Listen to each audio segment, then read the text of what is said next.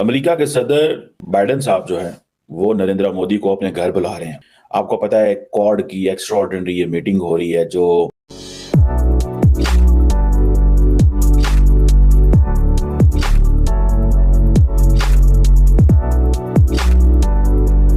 Ukraine और Gaza की वार उसके बारे में डिस्कस किया जाए। और मैं समझता हूँ इस वक्त मोदी साहब और doctor Jaishankar is in a very good position to talk about it, क्योंकि उनका दौरा यूक्रेन का भी है और उनका दौरा रशिया का भी है। पुतिन से भी मिले हैं और प्रेसिडेंट ज़ेलेंस्की से भी मिल के आ रहे हैं। एक और कोई डील अनाउंस करेंगे, क्योंकि यार मोदी जी जा रहे हैं वहां पे अमेरिका में और धमाका ना हो, कोई बड़ा धूम धड़ाका ना हो, कोई अनाउंसमेंट ना हो।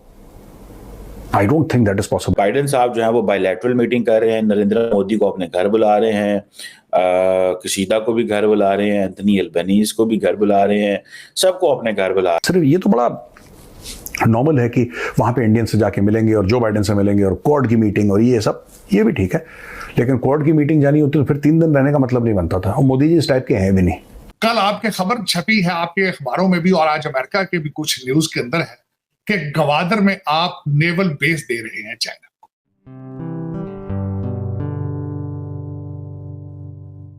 नमस्ते दोस्तों, जय हिंद। निक न्यूज़ बर्नर की रिएक्शन वीडियो में आप सभी का स्वागत है। दोस्तों, भारत के प्रधानमंत्री नरेंद्र मोदी अमेरिका के लिए रवाना हो चुके हैं और दोस्तों नरेंद्र मोदी वहां जाकर यूनाइटेड नेशन के काउंसिल को अटेंड करेंगे और वहां पर एक स्पीच भी देंगे और वहां पर कई मीटिंग्स और अटेंड करेंगे।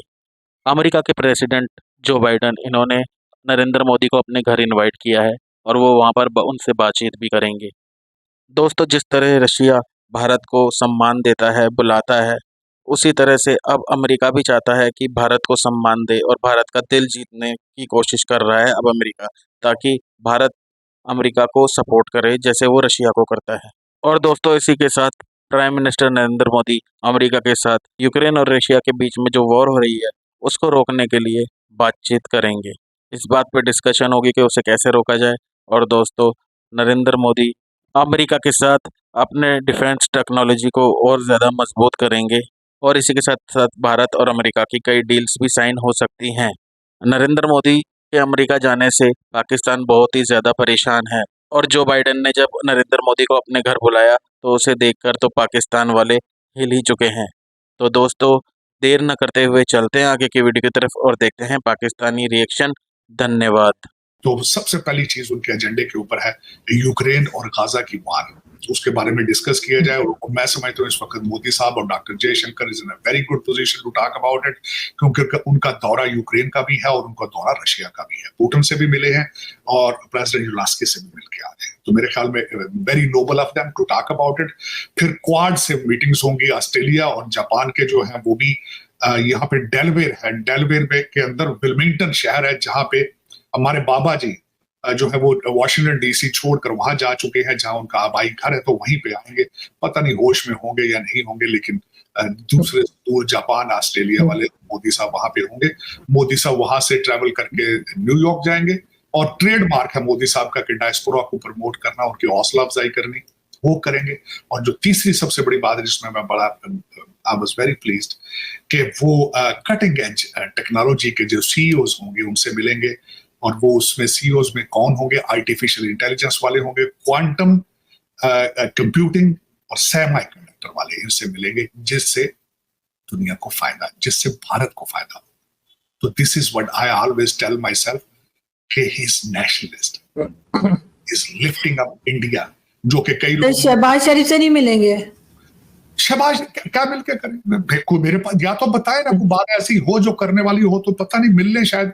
हाँ, ये सुना है कि साइड लाइन पे डॉक्टर यूनुस को मिलेंगे, डॉक्टर यूनुस बांग्लादेश में, और मिलना भी चाहिए उनको for the Hindus living in Bangladesh. America के सदर बाइडेन साहब जो है वो नरेंद्र मोदी को अपने घर बुला रहे हैं। आपको पता है क्वाड की एक्स्ट्राऑर्डिनरी ये मीटिंग हो रही है जो former president, not farmer but incumbent president Biden जो है उनके होम स्टेट, उनके घर में समझे हो रही है। ये बड़ी इंटरेस्टिंग डेवलपमेंट है कि अब अमेरिका ये समझता है कि ये जो क्वाड है ये एक लीडिंग रीजनल ग्रुप है और बाकी क्वाड पार्टनर्स के साथ मिलके ये इसकी बड़ी प्रायोरिटी है, मिल रही है। और सबसे बढ़ के जो इम्पोर्टेंट चीज़ ये है कि अमेरिकी सदर जो है बाइडेन साहब, he was the first person among all the 4 countries जिसने बेसिकली जो क्वाड ग्रुपिंग है इसको लीडर लेवल पे 2021 में लेके आया। और ये छठी समिट है और चौथी दफा के लीडर्स मिल रहे हैं इन पर्सन बाइडेन के एरा में। सो बाइडेन 2020 में आए, 21 में इसको लीडर्स लेवल पे लेके गए और उसके बाद क्या किया, 6 समिट तो हुई लेकिन चौथी लीडर्स समिट की है। मतलब अपने 3 सालों में 4 दफा मिल रहे हैं। इट मीन्स कि there is a sense of urgency in the United States that we have to strengthen this quad group. कि क्वाड ग्रुप को हर तरीके से स्ट्रेंथन करना। आपको पता है ये 26 जनवरी 2024 में ये मीटिंग इंडिया में होनी थी, ठीक है, not in 26 January but somewhere I think in May या पता नहीं कौन से अप्रैल में टाइम पे, लेकिन इंडिया में इलेक्शन थे। नरेंद्र मोदी साहब ने प्रपोज किया कि इसको 26 जनवरी पे आए, रिपब्लिक डे में आए, नाले होते तो प्रावण ट्रावांगे, खुआवांगे, प्यावांगे, नाले तो जनाब डांस पटोले स्टोले भावांगे, जो रिपब्लिक डे पे country celebrate and show the strength and power and all that.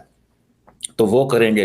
वो खैर बाइडेन इनको पता था, ऊपर से वो पन्नू वाला इंसिडेंट भी हो गया हुआ था। अमेरिकन ने थोड़ा नाक चढ़ाना शुरू कर दिया and things got disturb. Anyhow अब ये कहा जाता है कि ये एक स्ट्रेटेजिक अलाइनमेंट है जो कि हो चुकी है और it is going to give very very very concrete benefits Indo Pacific में, ठीक है जी। और ये वक्त बताएगा, टाइम बताएगा, ठीक है।